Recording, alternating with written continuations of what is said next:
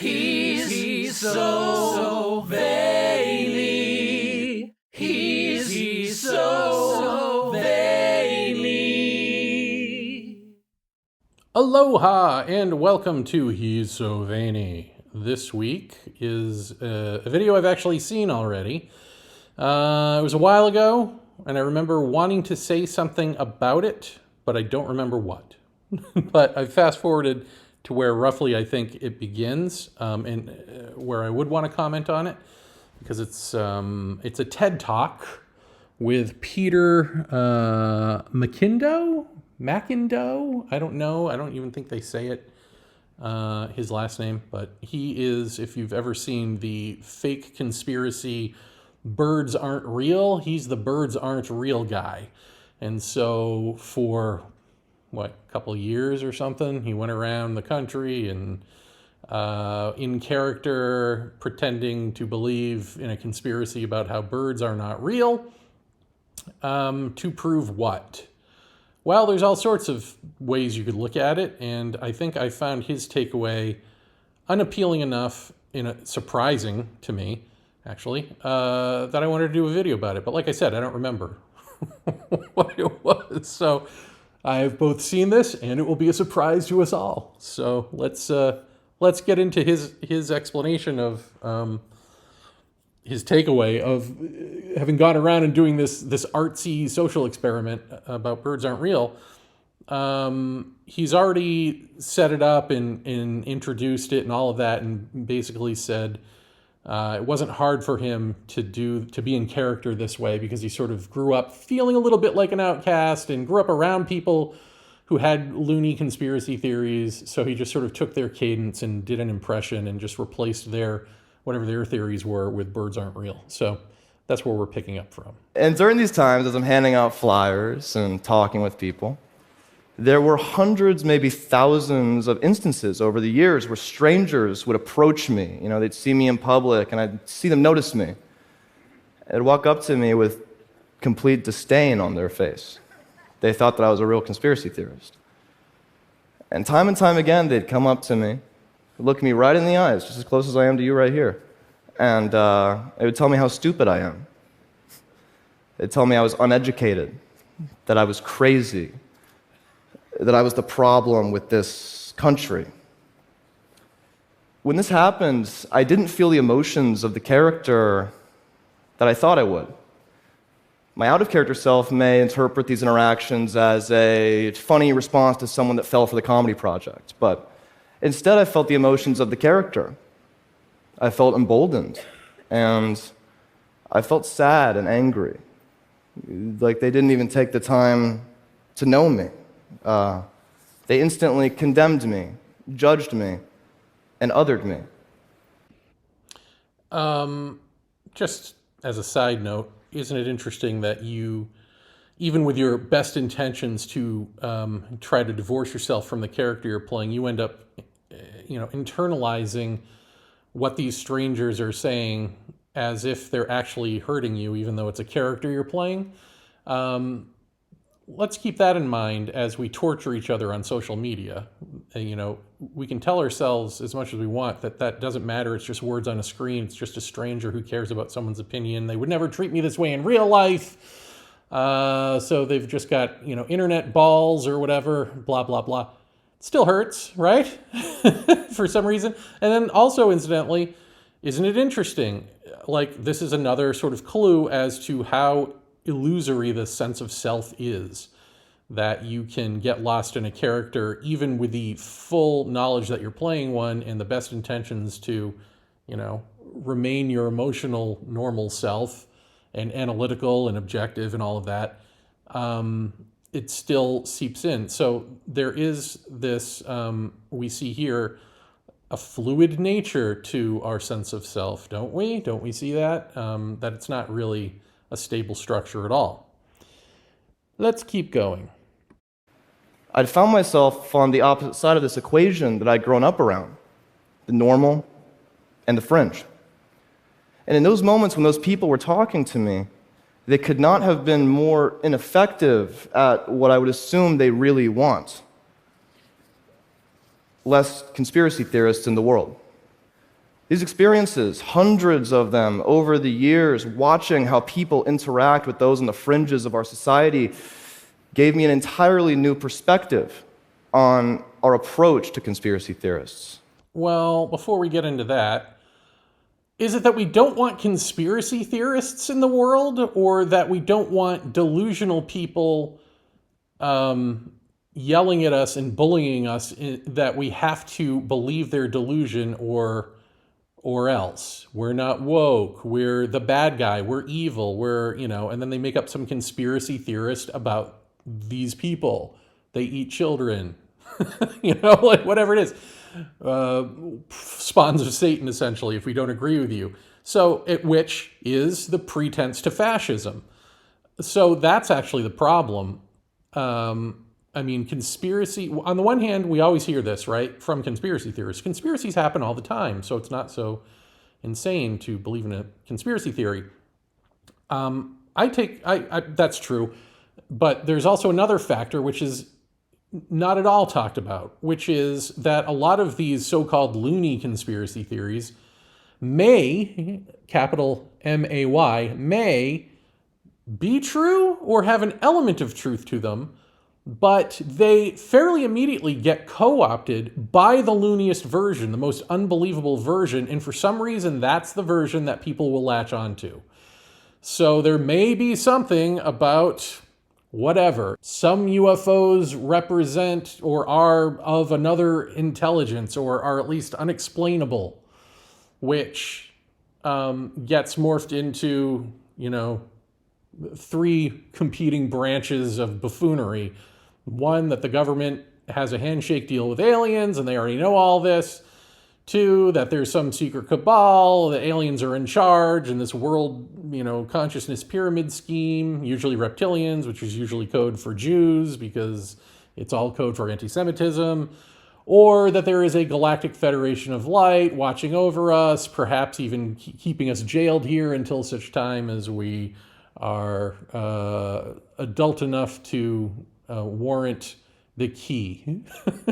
Somewhere along there. Like, we've got to come up with these extravagant stories instead of sticking with the unknown or the unknowable. That's just one example. You can go down a list with JFK, with 9/11, go down the list. Whether it's how we frame them in the conventional media, to how we deal with those in our own lives. If our goal is to live in a shared reality with our neighbors, what if our current approach isn't bringing us any closer to that? What if by talking to conspiracy theorists like they're ignorant and stupid, we're actually pushing them farther away from the truth that we want them to see? Because what happens when someone tells you that you're stupid, you're all wrong, you're the problem? You'll feel judged and dismissed, and most importantly, you'll feel othered. You'll feel othered. Well, I got news for you, pal. This is part of what bothers me about this take. They're othering themselves. And by the way, they, unlike you in your character role, are not passive. They are othering you, right? Like the kinds of conspiracy theorists that we're talking about. Because, let's be frank, this conspiracy birds are not real experiment only comes about because Trump gets into office, starts this whole loony, everything is fake news, that I tell you is fake news, only listen to me. You can't know what a fact is, therefore whatever you believe is real, into flat earth society, into QAnon, into COVID denial. All of this stuff is all compacted into this time frame because the fascist right has taken over, right? Like, that's what happened. And so that's what you're actually talking about. You're not talking about, the way it used to be, even with UFO world. Like, it used to be, oh, you would make fun of tinfoil hat people. Oh, ha, ha, ha, they believe in aliens. And now those tinfoil hat people are like right-wingers with guns. You know what I mean? Like, people who live in a time where you're told that it's okay to be a bully and to express your worst self.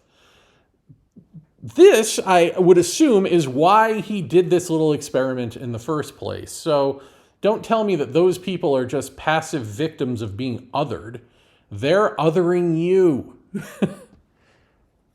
Which may lead you to look for safety in those who are like-minded, to do what they have been doing for you. Affirm your selfhood, give you a sense of identity, belonging. These are some of the most basic human desires. We have to consider that conspiracy theorists are not just joining these groups for no reason. They're getting rewards out of these, things that we are all looking for. A sense of purpose, community. I grew up with the internet, and during my time with this project, especially out of character, people have talked to me about the misinformation age and this, terrifying problem of online echo chambers and conspiracy theorists. But I want to remind us that there are humans behind a lot of these screens. Yes. And those humans aren't just, again, passive observers. They're not just searching for community and all. They're searching for a community of something. A community of people who will validate them, not just their conspiracy theories, but their anger, but their usually white privilege male anger. In some sense, I guess here is where the conspiracy theory itself actually matters. It's not just that, oh, I believe birds aren't real, or someone believes the earth is flat. But, the conspiracy theories about Trump, the deep state, right? About black people suddenly having more rights than white people, which is ridiculous. All of these, the Jewish takeover of, globalism, all of these just outlandish things that do not reflect reality, but serve the white power people, the nationalists who want to get you to be the mob that, acts as their weapon, essentially, which we saw on January 6th. Was that a matter of just innocent bystander conspiracy theorists all getting together to form community? No, they wanted to hang Mike Pence. They wanted to end democracy. Which is fine, but, just say what it is. Don't pretend. And I think the thing that really gets me about this is just the same old tired liberal shtick that partly got us here in the first place, of if we just educate them, if we just have a compassionate tenor, as we listen and go, and pretend like we give a shit, they'll react in kind. We can educate them. If we can reach out, they can. Why aren't they reaching out? They're not reaching out, so it must be up to us to reach out. And that all sounds good in theory, except we've watched this play out through the late 80s and 90s, and the result is they don't deal with their psychological baggage, and so their resentment just goes undercover more and more and more, and they get more and more repressed in how they actually feel, and then along comes the fascist dictator who's like, surprise, everybody, you can be your best self today, which is the worst thing for the world. And then we, again, in our empathetic liberal, have to go back to the drawing board of how do we school these people. But meanwhile, they're like, hey, you're living in a bubble. I don't care about your education. I don't care about your empathy, blah, blah, blah. I see through you. And they're not wrong either in that sense. So, for this kid to have done this experiment for as long as he did and have it be just an old tropey liberal takeaway is so unhelpful. And I don't know, it smacks of again, white privilege in some way, where he can do all of this and then step back and afford to have a half-assed kind of wrong emotional take on what he's seeing without the full scope of, you would think somebody like this would have a sense of history, would have a sense of even the last 20 to 30 years history, and he doesn't seem to. And I guess that bothers me the most, because he's the one on the TED Talk stage telling everyone, this is, here's what I've observed. I've observed the thing that, we've observed over and over and over again. Do we not learn anything? We've seen this shtick before, dude. Why did you do this experiment? Borat is a more interesting character study experiment. It's not just numbers. Everyone's unique experience influences their own narrative about the world, and there's no blueprint for how to deal with this yet. But I do not think that online echo chambers of conspiracy theorists are this inevitable symptom of life online. The internet is about 30 years old, and things are changing quickly, and I think it'll be very important that we develop new solutions for these new problems on a fundamental level. What if, by addressing belief before belonging, we're starting the conversation at the wrong place? Instead of sitting in collective bewilderment and frustration about how these people could believe these things, these crazies, what if we first looked under the hood and thought about what made them vulnerable to this information in the first place? Yeah, we've done that. There are people who have done that. There are psychologists and sociologists and political theorists.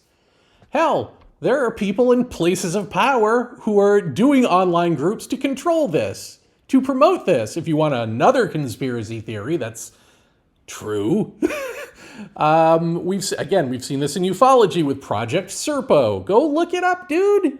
You don't even need to look as far as the government or the military. Again, QAnon. There are lay people who have figured out the psychology of the conspiracy mind. And it's not really that difficult. You can see it right now happening, whether on purpose or not, in UFO world, where they are promised, since 2017 on, since the New York Times and New Yorker articles came out that sort of validated in a militaristic political way UFOs for people. Oh, the military finally admits they're baffled by this too. But that bafflement slowly becomes like caricatured and characterized by David Grush, who's like, look, I'm an insider, and I've heard from other insiders that there are aliens, and we have them, and we have giant UFOs sitting in hangars, and they crash all the time. We've been doing this since like the 30s with the Vatican's help, whatever. They hear this, and they double and they triple down. The more information they get from official sources, they double down and triple down on what they think they know. And that is all validated by their new superstar heroes, and some old, like George Knapp, but new ones like Jeremy Corbell and Lou Elizondo and To the Stars Academy or wherever. They get all of this stuff validated, and, in improv, it's yes and. Yeah, that's true, and this. And they keep one-upping and one-upping. And they take all of this propaganda and unprovable, untenable, and probable nonsense, and they think what they're actually taking in is a sense of like reality and history of like, oh, this really happened, and it validates everything I think and feel. So you've got a desire, you've got someone feeding you what they claim is knowledge that just happens to reflect your desire and your interest and your obsession. It becomes an obsession, and then you become defensive against any facts that exist to say, maybe that stuff ain't true.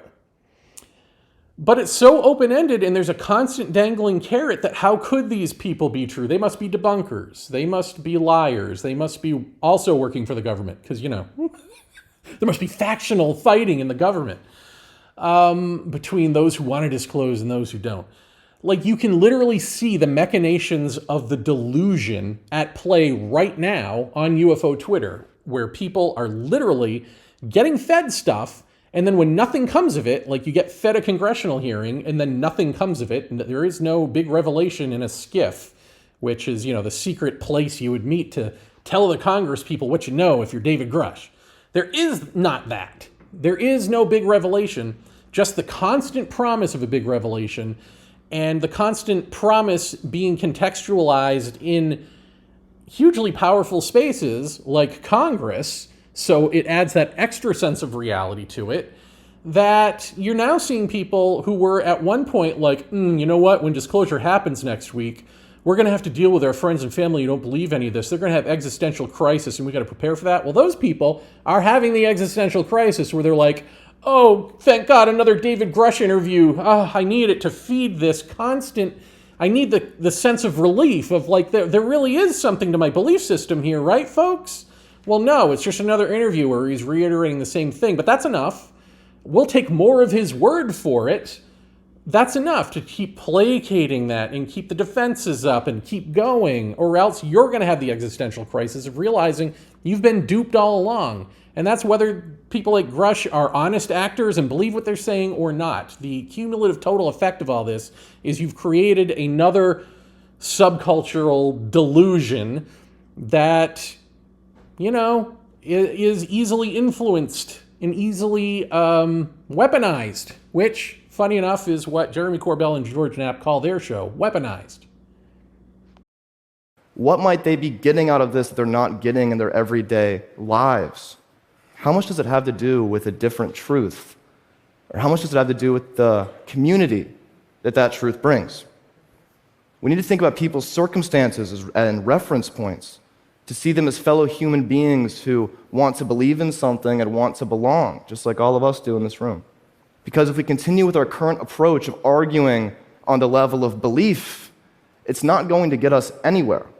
We're going to end up with more echo chambers, more disinformation, and more polarization.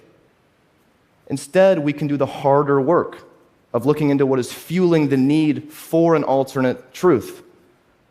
Not only would this lend us more empathy for those who think differently than us, but I really think this might be the only actually productive means of moving toward the shared reality that we all want to live in.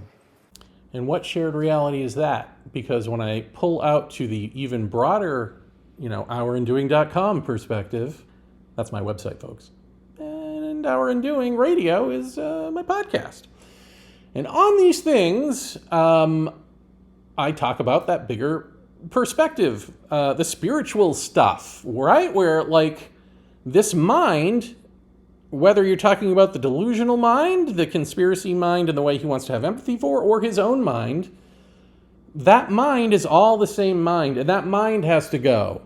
The sense of self, the illusory sense of self, has to go for the real to be the case. And so, in that bigger, broader sense, it actually doesn't matter what anybody believes.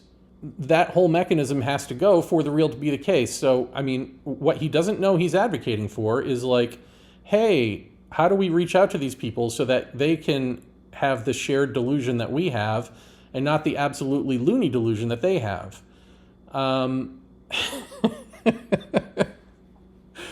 Right?